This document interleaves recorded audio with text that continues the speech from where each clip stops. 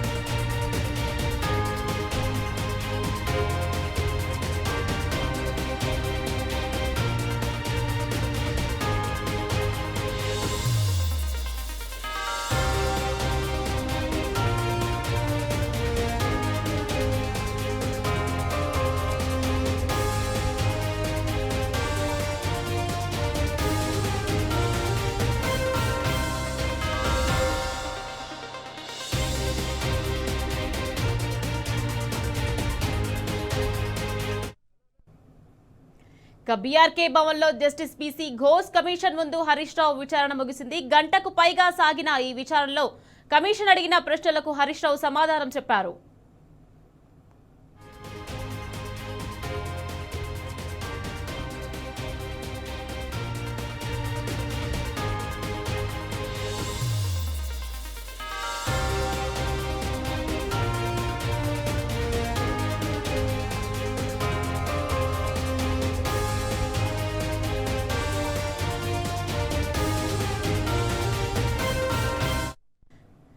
Justice PC Ghosh commission ముందు హరీష్ రావు విచారణ ముగిసింది. గంటకు పైగా సాగిన ఈ విచారణలో కమిషన్ అడిగిన ప్రశ్నలకు హరీష్ రావు సమాధానం చెప్పారు. రైట్, ఇదే విషయానికి సంబంధించి మరింత సమాచారాన్ని మా ప్రతినిధి కిరణ్ అందించేందుకు సిద్ధంగా ఉన్నారు. కిరణ్, చెప్పండి, జస్టిస్ పీసీ ఘోష్ కమిషన్ ముందు హరీష్ రావు విచారణ గంటకు పైగా సాగింది.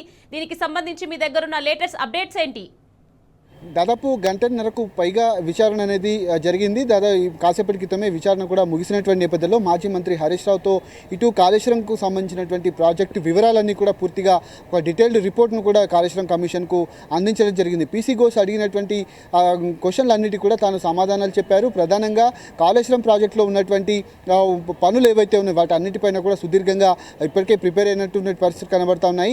దాదాపు గంటన్నరకు పైగా జరిగినటువంటి విచారణలో కాళేశ్వరం ప్రాజెక్టులో ఉన్న ఏదైతే గతంలో జరిగినటువంటి పనుల వివరాలు పూర్తి స్థాయిలో కేబినెట్ సబ్ కమిటీ నిర్ణయాలు కావచ్చు, అంతేకాకుండా కేబినెట్ తీసుకున్నటువంటి నిర్ణయాలు, టెక్నికల్ ఎక్స్పర్ట్ కమిటీకి ఇచ్చినటువంటి వివరాలన్నింటినీ కూడా తాను కమిషన్ ముందు ఉంచారు. అయితే విచారణ కూడా ముగిసినటువంటి నేపథ్యంలో మరి కాసేపట్లో మీడియాతో కూడా మాట్లాడేటువంటి అవకాశాలు ఉన్నాయి. మీడియాతో మాట్లాడిన తర్వాత అక్కడి నుంచి నేరుగా ఏదైతే ఎర్రవెల్లి కేసీఆర్ నివాసానికి కూడా వెళ్ళి అక్కడ కమిషన్ విచారణకు సంబంధించినటువంటి అన్ని అంశాలను కూడా ఏ విధంగా విచారణ జరిగిందనే దానిపైన కూడా మాజీ మంత్రి హరీష్ రావు కూడా కేసీఆర్కు వివరించే అవకాశాలు ఉన్నట్టుగా మనకైతే సమాచారం అయితే అందుతుంది. ప్రధానంగా కాళేశ్వరం ప్రాజెక్టులో గత 2023 అక్టోబర్లో కూలినటువంటి పూర్తిగా ఒక పిల్లర్ కూలటంతో కాంగ్రెస్ ప్రభుత్వం పూర్తిగా కాళేశ్వరం ప్రాజెక్టే కొట్టుకుపోయింది. 1,00,000 కోట్లు ప్రజాధనం వృధా అయిందంటూ కూడా ఒక విఫల ప్రాజెక్టుగా చూపేటువంటి ప్రయత్నం అయితే చేసింది. కానీ ఆ కాళేశ్వరం ప్రాజెక్ట్ అంటే ఒక మేడిగడ్డ ప్రాజెక్ట్ మాత్రమే కావచ్చు, అన్నారం కావచ్చు, సుందిల కావచ్చు, రంగనాయక సాగర్ కావచ్చు, కొండపోచమ్మ, ఇలా అనేక రకాల ప్రాజెక్టులతో పాటు అక్కడ ఉన్నటువంటి పూర్తిగా